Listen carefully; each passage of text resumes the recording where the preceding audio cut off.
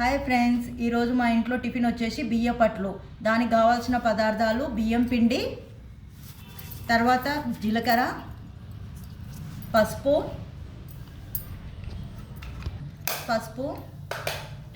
ఒక స్పూన్ అల్లం ఎల్లిగడ్డ,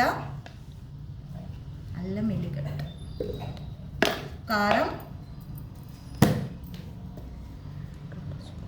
2 స్పూన్ల కారం, తగినంత ఉప్పు,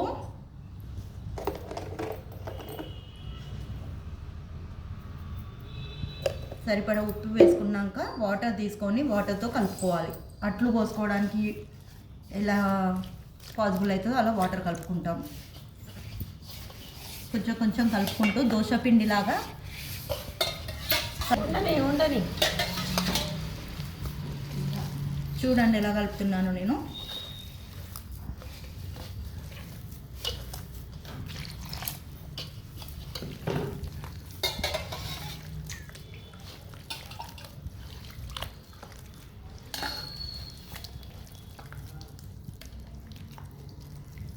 పిండి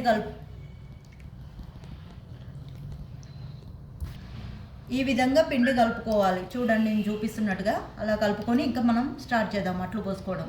ఇలా పోసుకోవాలండి. ఇంకా చూడండి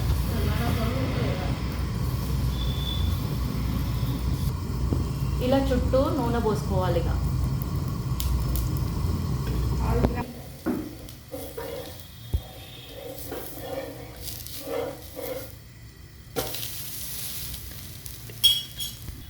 ఇదిగోండి మా వేడి వేడి అట్లు.